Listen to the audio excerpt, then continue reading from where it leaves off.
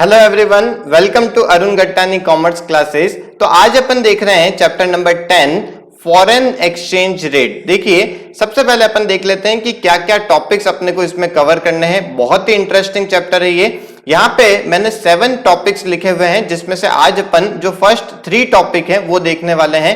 Meaning of foreign exchange rate, क्या होता है foreign exchange, system of foreign exchange मतलब किस सिस्टम से फॉरेन एक्सचेंज रेट डिटरमाइन की जाती है, और नेक्स्ट आता है determination of flexible foreign exchange rate मतलब जब मार्केट के अंदर फॉरेन एक्सचेंज की डिमांड कम या ज्यादा होती है या फिर सप्लाई कम या ज्यादा होती है तो कैसे नई फॉरेन एक्सचेंज रेट डिटरमाइन की जाती है। तो चलिए स्टार्ट कर लेते हैं। सबसे पहले meaning of foreign exchange rate से।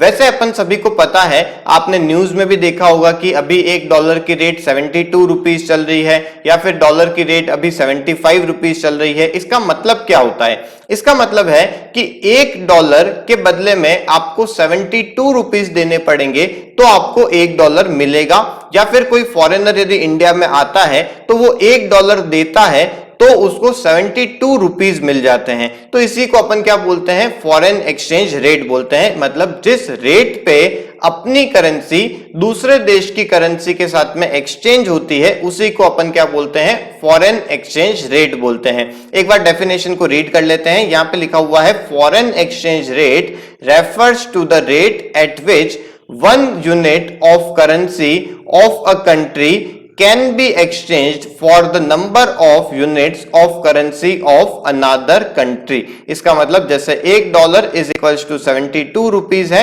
मतलब आप यदि 72 रुपीज देंगे तो आपको $1 मिलेगा। चलिए अब देखते हैं कि इसका सिस्टम क्या है, मतलब ये 72 रुपीज आया कहां से। तो पहले क्या होता था?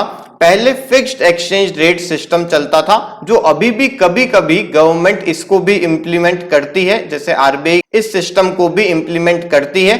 बट जनरली अभी जो चलता है वो चलता है फ्लेक्सिबल एक्सचेंज रेट सिस्टम, जो रेगुलर बेसिस पे चलता रहता है, वर्क करता रहता है। ओके, तो पहले अपन देखेंगे फिक्स्ड एक्सचेंज रेट सिस्टम से कैसे फॉरेन एक्सचेंज रेट डिटरमाइन की जाती थी। देखिए, एक एग्जांपल मैं आपको लेता हूं, उस एग्जांपल से आपको ये चीज अच्छे से समझ में आ जाएगी। पहले क्या सिस्टम होता था कि कंट्री के पास में कितना गोल्ड रिजर्व पड़ा हुआ है और उसने कितना मनी सप्लाई मतलब मार्केट में कितना मनी उसने छाप रखा है, वो उन दोनों को अपन कंपेयर करते थे। जैसे मैं यहाँ पे इंडिया की बात करता हूं कि इंडिया के अंदर एक एग्जांपल ले रहा हूं, यहाँ पे ये एक्चुअल नंबर्स नहीं है, एक्चुअल नंबर इससे कहीं गुना ज्यादा है, बट मैं आपको एग्जांपल में, क्योंकि इजी वे में आपको मुझे समझाना है, इसीलिए मैं यहाँ पे एक छोटा एग्जांपल लेता हूं कि इंडिया के पास में 50 kg गोल्ड रिजर्व सपोज पड़ा हुआ है और इंडिया ने 20 लाख रुपीज मार्केट में इशू कर रखे हैं। मतलब मनी सप्लाई कितना है? 20 लाख रुपीज मार्केट में मनी सप्लाई है। अब इस हिसाब से मैं यदि 1 ग्राम की वैल्यू निकालता हूं तो अपने को पता है कि 1 kg के अंदर 1000 ग्राम आते हैं, तो इससे ये क्या हो जाएगा? ये पूरा 50,000 ग्राम हो जाएगा। 50,000 ग्राम इज इक्वल्स टू कितना आएगा? 20 लाख रुपीज आ जाएगा। तो मैं यदि 1 ग्राम की वैल्यू निकालूं तो 20 लाख डिवाइड बाय, मैं यहां पे क्या कर लेता हूं? 50,000 कर लेता हूं। तो यहां से मेरे पास में 1 ग्राम की वैल्यू निकल के आती है 40 रुपीज। ओके, ये आप इसे खुद से कैलकुलेट कर लीजिएगा। और अब अपन क्या करेंगे? दूसरे देश की, मतलब अपन सपोज यूएसए का एग्जांपल लेते हैं, तो यूएसए के अंदर कितना हो रखा है? Suppose 200 kg gold reserve USA के पास में पड़ा हुआ है और उसने $1 लाख मार्केट में इशू कर रखे हैं, मतलब इतना उसका मनी सप्लाई मार्केट के अंदर है। अब यहां से भी अपन क्या करेंगे? इसे कन्वर्ट करते हैं 1 ग्राम के अंदर। तो यहां पे देखिए 2 lakh gram is equals to $1 lakh हो जाएगा और 1 gram is equals to 1 lakh divide by 2 lakh आ जाएगा, मतलब 1 ग्राम इज इक्वल्स टू $0.5 हो जाएगा। ओके, अब देखिए यहां पे भी लेफ्ट हैंड साइड में क्या है? 1 ग्राम। यहां पे भी लेफ्ट हैंड साइड में क्या है? 1 ग्राम। तो ये दोनों तो इक्वल हो गए, इसका मतलब राइट साइड वाले भी क्या होंगे? इक्वल हो जाएंगे। तो मैं यूं बोल सकता हूं कि 40 रुपीज इज इक्वल्स टू $0.5। तो यहां से यदि मैं $1 की वैल्यू निकालूं तो 40 divide by 0.5 is equals to $1 हो जाएगा। तो यहां पे 80 रुपीज इज इक्वल्स टू $1 हो जाएगा। तो इस हिसाब से फॉरेन एक्सचेंज रेट डिटरमाइन की जाती थी कि अपने पास में गोल्ड रिजर्व कितना है और अपन ने कितना मनी सप्लाई मार्केट में कर रखा है, सामने वाले देश के पास में कितना गोल्ड रिजर्व है और उसने कितना मनी सप्लाई मार्केट में इशू कर रखा है, उस हिसाब से अपन क्या करते थे, एक फिक्स्ड एक्सचेंज रेट निकालते थे। ओके, तो ये हो गया पुराना तरीका। अब अपन क्या फॉलो करते हैं, फ्लेक्सिबल एक्सचेंज रेट सिस्टम। पहले क्या होता था, इतना डिजिटलाइजेशन नहीं था, इतनी टेक्नोलॉजी नहीं थी, अपन इमीडिएटली पता नहीं कर सकते थे कि किस कंट्री को कितना फॉरेन एक्सचेंज की डिमांड है, कितना इंपोर्ट होता है, कितना एक्सपोर्ट हो रहा है। इतना ज्यादा टेक्नोलॉजी एडवांस नहीं थी कि अपन इमीडिएटली पता कर सकें, तो इसलिए ये exchange rate system, fixed exchange rate system चलता था। अभी क्या हो चुका है, टेक्नोलॉजी बहुत एडवांस्ड हो चुकी है, अपन अब इमीडिएटली पता कर सकते हैं कि किस कंट्री को कितने फॉरेन एक्सचेंज की डिमांड होती है, कितना वहां पे सप्लाई हो रहा है। तो उस हिसाब से अब क्या रहता है, अब अपने पास में फ्लेक्सिबल एक्सचेंज रेट सिस्टम आता है। अब फ्लेक्सिबल एक्सचेंज रेट सिस्टम के अंदर अपन कैसे डिटरमाइन करते हैं, जैसे आप एक कमोडिटी की डिटरमाइन करते हैं। एक कमोडिटी का मतलब, मैं यदि मार्केट में एप्पल की रेट डिटरमाइन करूंगा तो कैसे डिटरमाइन करूंगा कि एप्पल की डिमांड कितनी है पूरे देश के अंदर और एप्पल की सप्लाई कितनी है। तो जहां पे ये दोनों इंटरसेक्ट करेंगे, जैसे ये डिमांड का कर्व बन गया और ये सप्लाई का कर्व बन गया, जहां पे ये इंटरसेक्ट करेंगे उतना क्या हो जाती है, ये फॉरेन एक्सचेंज की रेट, मतलब ये एप्पल की रेट आ जाएगी। तो सेम पैटर्न से अपन फॉरेन एक्सचेंज को भी एक कमोडिटी की तरह ट्रीट करके उसे यहां पे फ्लेक्सिबल एक्सचेंज रेट डिटरमाइन करेंगे। देखिए यहां पे मैंने कर्व बना रखा है, ये डॉलर की डिमांड का कर्व है और ये डॉलर की सप्लाई का कर्व है। जहां पे ये दोनों इंटरसेक्ट होंगे वहां पे क्या आ जाएगी, वो फॉरेन एक्सचेंज की रेट आ जाएगी और ये यहां पे नीचे साइड में फॉरेन एक्सचेंज की कितनी क्वांटिटी की डिमांड होती है, कितनी सप्लाई होती है, वो यहां पे आ जाएगा। तो बस आपको क्या पता करना है कि डिमांड कितनी है और सप्लाई कितनी है, इन दोनों को इंटरसेक्ट जहां पे होंगे ये ऑटोमेटिक आपकी फॉरेन एक्सचेंज की रेट आ जाएगी। ओके, तो अब अपने को ये भी चीज समझनी होगी कि डिमांड कहां से आती है फॉरेन एक्सचेंज की, या फिर सप्लाई कहां से होती है फॉरेन एक्सचेंज की। ये सारी चीजें अपन समझेंगे नेक्स्ट क्लास के अंदर। पहले अपन इस एक्सचेंज रेट सिस्टम के बारे में थोड़ा और रीड कर लेते हैं। देखिए, in this method the foreign exchange rate is determined by its demand and supply in the international money market। International money market एक मार्केट होता है जहां पे फॉरेन एक्सचेंज करेंसीज एक्सचेंज होती है, जैसे कि चाइना की करेंसी है, यूएसए की करेंसी है, ऑस्ट्रेलिया की करेंसी है, ये सारी करेंसी वहां पे सेल और परचेज होती है। तो उस मार्केट के अंदर उस करेंसी की कितनी डिमांड हो रही है, कितनी सप्लाई हो रही है, उस हिसाब से अपन ये फॉरेन एक्सचेंज रेट डिटरमाइन करते हैं। तो equilibrium exchange rate occurs where supply of and demand for foreign currency are equal to each other। जैसे कि यहाँ पे E पॉइंट पे क्या हुआ, डिमांड और सप्लाई इक्वल हो गए, तो वहां पे अपनी क्या हो गई, वो एक फॉरेन एक्सचेंज रेट डिटरमाइन हो गई मार्केट के हिसाब से। तो ये सिस्टम अभी चलता है। अब अपने को देखना है कि जब मार्केट में डिमांड इंक्रीज हो जाती है या फिर सप्लाई कम हो जाती है तो उससे क्या इंपैक्ट आता है। ओके, तो देखिए टॉपिक क्या लिखा हुआ है, determination of flexible foreign exchange. अपन ने ये तो पता कर लिया कि डिमांड और सप्लाई का जहां पे इंटरसेक्शन होता है वहां पे वो फॉरेन एक्सचेंज रेट डिटरमाइन हो जाती है। अब मार्केट में ऐसा कोई है तो नहीं कि ये स्टेबल हो गया कि डिमांड और सप्लाई एकदम फिक्स ही रहने वाली है। डिमांड कभी ज्यादा हो सकती है, सप्लाई कभी कम पड़ सकती है, कुछ भी हो सकता है। तो उसको अपन कैसे एडजस्ट करते हैं, कैसे नई फॉरेन एक्सचेंज रेट निकलती है, वो अपने को यहां पे देखना है। देखिए, इंपैक्ट ऑफ चेंज मतलब इंक्रीज और decrease in demand and supply. तो अपन अलग अलग केसेस लेते हैं यहाँ पे।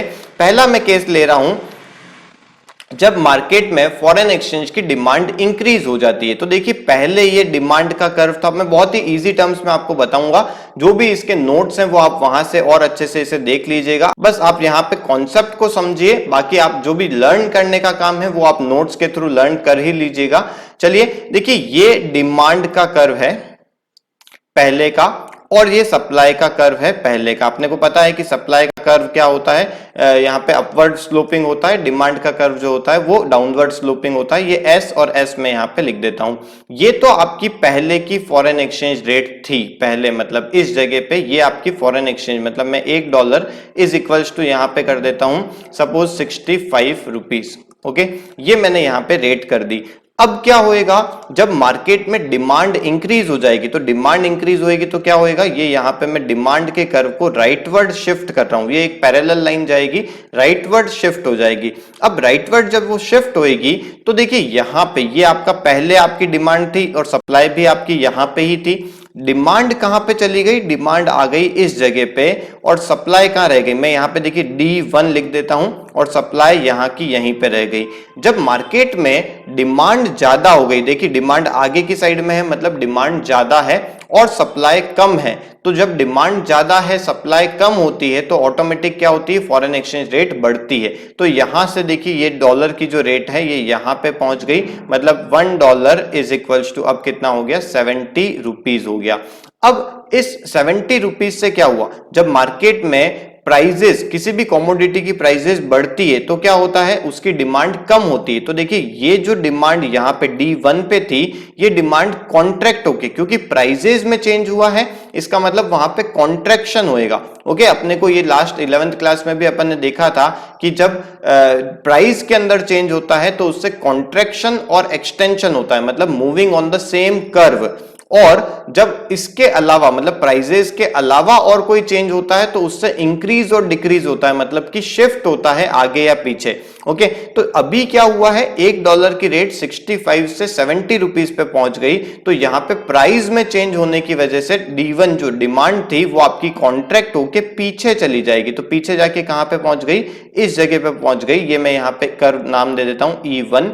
और सप्लाई, क्योंकि प्राइस बढ़ी तो सप्लाई क्या होगी, बढ़ेगी, क्योंकि दोनों के बीच में पॉजिटिव रिलेशन होता है। तो यहां से देखिए प्राइस सप्लाई जो थी वो यहां से इस जगह पे आ गई, मतलब ये E1 जो है, E डैश है, ये आपका न्यू इक्विलिब्रियम पॉइंट हो गया और यहां से आपकी जो फॉरेन एक्सचेंज रेट है वो 70 रुपीज हो गई।